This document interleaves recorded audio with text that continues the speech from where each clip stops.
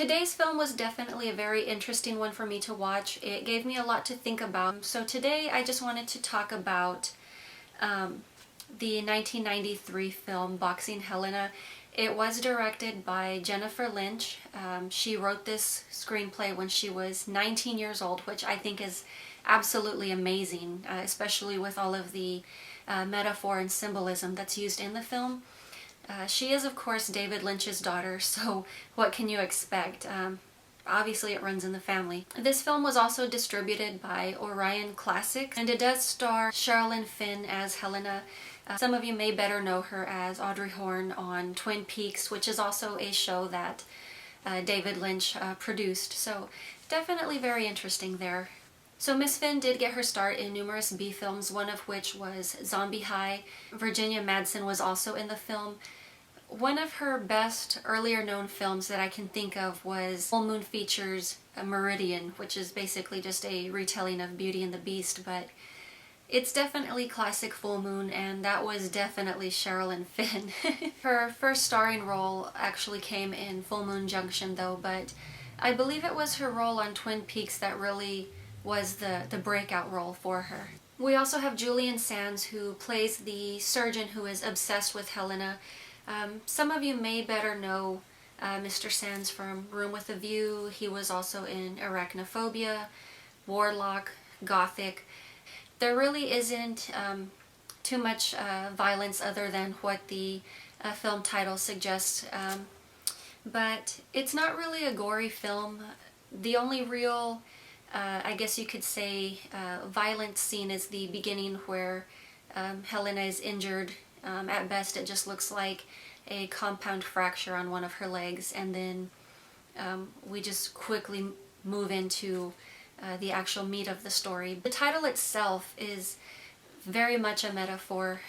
The way I interpret this is boxing itself is an endurance sport in which one opponent tries to wear the other person down, just kind of tire them out until they can just get them right where they want them so that they can manipulate the situation in their favor. So it feels very much like that is what is going on in this film between Nick, who is played by Julian Sands, and Helena, who is played by Charlaine Finn. He's definitely trying to wear her down and get the upper hand. Unfortunately, Nick is very ineffective at this because he thinks by disfiguring her body he can gain the upper hand in the situation, and he just doesn't realize that Helena is a very fierce, very free-spirited person, and for some odd reason he misinterprets this as vanity. His response to this is disfiguring her because why not? Most people who are disfigured, it really affects your self-esteem and the way that you see yourself, so it makes sense in his mind for him to take this approach, and it just completely backfires on him. A lot of the, I guess you could say, visual metaphor starts just right from the get-go in the film. There's a scene in Helena's home where we see a close-up of a bird in a cage, and I think that's also just metaphor for the title itself, just the whole Boxing Helena. Obviously bird is another word for woman in some cultures, so if you're trying to just manipulate someone to your will, you know, just kind of treat them like a little caged bird or a prized possession, that's just the way I saw it. Especially just the fact that it's one of the early scenes and the camera just really holds on to that bird struggling against the bars of its cage. Even though at the beginning of the film it really doesn't make sense, it's definitely one of those movies where you have to rewatch it a second or third time just so you can just pick up on things that you may have missed. But once you do catch those, you definitely see how things really do fall into place and really do form the story. So the film itself opens with a young version of Nick. He's wandered into his father's study. His father's obviously busy and he sends him off, so Nick wanders back out of the room and just kind of walks back into the party that's going on in their home. He walks up to his mother and she basically just snubs him, so just right off the bat that definitely sets the tone for not just the film itself. It allows us to see a lot of Nick's background and upbringing, as far as what drives him, as well as his motivation for his obsession with Helena later on in the story. So as I've said, Nick's father is an older gentleman. Early on in the film, it's definitely not kept a secret, and this is through flashbacks that we see that Nick's mother is a younger woman. She obviously does not care for her son. He's just the product of a marriage, so basically he's just a kid that's in the way. And his mother basically just engages in affairs. There are other flashback scenes where she's just nude and she's in a bed. It's understood that we're viewing this from Nick's perspective.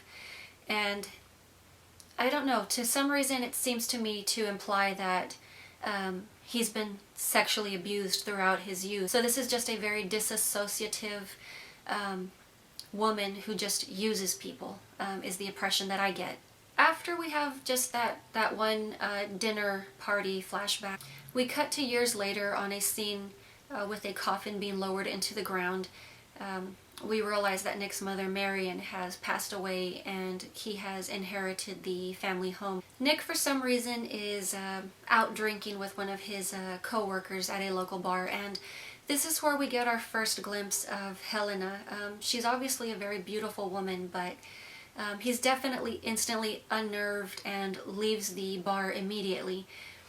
He did have plans later that evening to meet up with his girlfriend Anne, and instead he decides to blow her off so that he can sneak back to Helena's home, climb up her tree, which happens to be out her bedroom window, and watch her entertain a gentleman caller. At this point in the story, the audience is aware that Nick and Helena only had a one-night stand. It wasn't even an actual relationship, but for some reason, I guess just being rejected by her, it took him months just to get over the ordeal, and he's still very much infatuated with her. So the following evening, after he's played Peeping Tom, he decides to throw a, I guess you could say, a housewarming party on his new property, and he does invite Helena. For some odd reason, she does go, and one of my favorite scenes in the entire movie actually does happen at the dinner party. It's the scene in which she removes her dress and she bathes in the fountain out in Nick's courtyard, and the music used in the scene is just absolutely perfect. It's an excellent use of light and shadow, and it's definitely easy in this scene to understand what Nick sees in her. To a degree, you not only see Helena with a new light, but you gain the same appreciation for her that Nick views her with. So it was composer Graham Revell who worked on that piece that was used in the fountain scene. This song, I believe, was actually based off of the love theme, which is dispersed throughout the film. This song also features the vocals of Bobby Page. One of the things that I dislike, though, is that the VHS release, it does contain the scene as I described it, but for some reason, at the producer's request, during this scene on the DVD release, the scene had been changed. It was the fountain song, which was written and performed by Wendy Levy, which appears on that newer version of the release.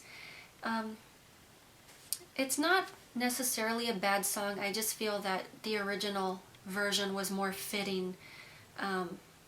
It just really complemented the scene very well. And like I said, it's one of the most excellent uses of light and shadow, in addition to just body flow, body movement. It just really tells a story on its own. The following day after the party, Helena realizes that she left her purse behind at his house, and she has asked him to meet him at the airport with his purse because she is leaving the country. Nick obviously jumps at the opportunity to not only see Helena again, but spend more time with her. So not only does he arrive an hour late to deliver her purse, causing her to miss her flight, Once she looks through her purse, she realizes that her address book is missing. Nick has offered to drive her to his home, look for the address book, and bring her straight back to the airport. So it isn't too long before Helena realizes that this whole thing was just a ruse to get her to his home, obviously because the book itself was actually sitting on his dining room table, just kind of somewhat displayed on a buffet platter, I guess you could say. So she storms out of the house and she becomes the victim of a hit-and-run accident. So this is the one scene that I was talking about earlier, which is basically the only real violent scene in the entire film. Is we see Helena get hit, we get a slight close-up of her leg, and at best it's nothing more than a compound fracture. It could easily have been fixed by a cast and, you know, eventually physical therapy. But after this scene, we cut to Helena waking up in one of Nick's bedrooms, and both of her legs have been amputated. So for people who are not familiar with the story, this is probably one of the shocker, out of the blue type moments, but the thing that really surprised me about this, and it speaks very highly of Helena's character as a person, is she isn't upset or sad at having lost her legs. She doesn't even seem to question it at first. What happens here is she's mostly just angry with Julian, and like I said, she's not disturbed. She doesn't get all wilty over having lost her legs. She's just very angry. She's very vocal about it. This is where we realize how strong a person she really is. The common assumption is, of course, if anyone's body were disfigured, it would definitely affect your outlook or self-esteem, and that just does not seem to have registered with Helena. She's just angry, and she's very vocal about the situation with Nick and being in his home. So the only real time in the film that Helena actually screams for help is because Nick drags her out of the house and encourages her to do so. She never actually tried to wheel herself out of the home in the wheelchair and flee or scream for help. It's Nick who basically instigates this by dragging her out onto the front porch, screaming on his own. Obviously Helena follows suit and he drags her back into the house, which, I don't know, that's just kind of kooky. How could you not expect someone at some point to want help, especially if they're being held in someone's home against their will? At one point in the film, when Helena is, I guess you could say, verbally reprimanding Nick, she chokes him. It doesn't take a genius to figure out what the consequence of that action is. So obviously our next cutscene is Helena has no arms, so she's basically a living torso. Nick definitely dotes on her. He has a weird way of showing his affection for her, which once again is just obsession. It also shows that to some degree she's nothing but a thing to him. She's a possession. One of the more obvious scenes is she's sitting in a chair that she's been placed in, and she's surrounded by flowers. So it's basically like she's been put on display, just the same way someone would display a prized possession. Later on in the film, we definitely do see the lengths that Nick is willing to go to in order to manipulate the situation, in order to keep Helena. At one point in the film, I just don't know if it's that he had forgotten to unplug the phone, but the phone goes off and he's speaking to the person on the other line. Helena's yelling at Nick in the background, making a ruckus. She's not screaming for help, but she's just being purposely disruptive. Nick lies to her and tells her that it's a friend of his that she had wandered off with the night of his housewarming party, and he encourages her to tell the guy what it is exactly that has happened to her. Most people, just for vanity or just pride, would just shy away from that and continue to live in the hostage type situation that they currently find themselves in. Helena doesn't do that. Once again, she's just a very strong-willed person, and she definitely has no problem with swallowing her pride. She yells for help. She tells them that she's in trouble, and Nick, being the weasel that he is, pulls out the phone cord and shows her that he's cut it. So he's definitely tried putting her in her place by embarrassing or humiliating her, and he still does not get the point that she will do what it takes to get away from him. She will not allow him to manipulate her, and it just doesn't seem to be clicking with him. So Helena definitely has no problem with just being honest and upfront with Nick. She's definitely very blunt with the way she expresses herself, and at this point in the film, I definitely found myself thinking, oh my god, he's going to cut her tongue out next. He's already taken her arms and legs. But he doesn't. Obviously, she seems to be the only companion that he has, but in my mind, for some reason, it just seemed the next logical step is just the fact that at some point she's just downright mean and verbally abusive with him, that it made sense to me that he would have removed her ability to speak. Nick, on the other hand, is obviously a more developed character. He's extremely, I guess you could say, just tragic and, not to be rude, but pathetic.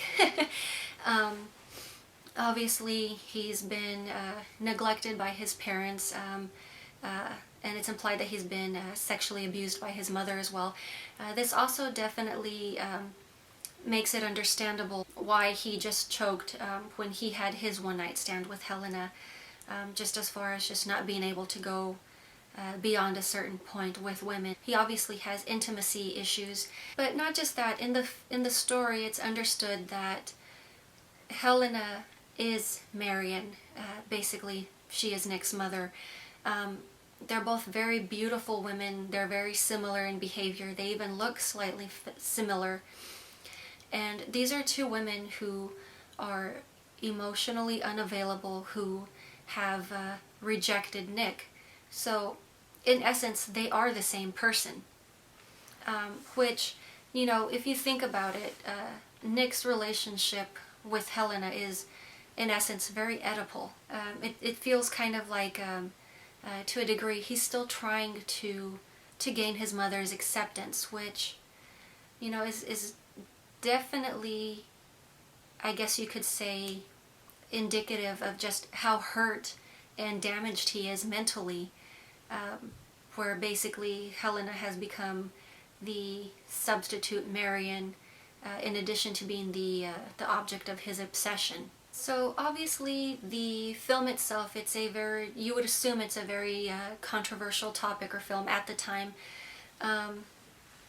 Oddly enough, two women who had considered playing the role of Helena at the time were Madonna, believe it or not, and Kim Basinger. Both, of course, dropped out of the lead role.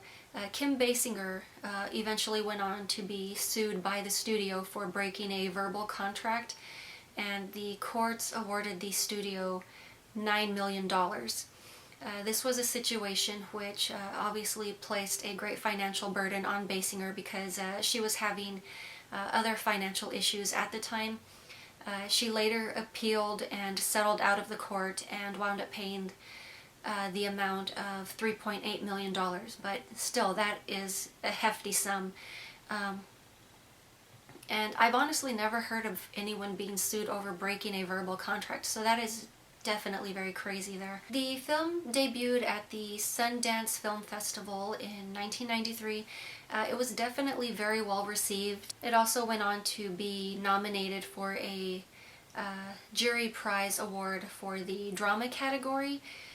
So just considering this, especially just because it's an art house film, you'd assume Sundance is just more of an art crowd, that the film would do well. Unfortunately, US audiences did not feel the way that Sundance did about Boxing Helena, and unfortunately, the film did not do as well in the box office. The film was also originally rated NC-17, but upon appeal was given an R rating. Obviously, to some degree, people who are familiar with the film, you can say it has somewhat of a not necessarily a cult status, but it is definitely still a well-known film.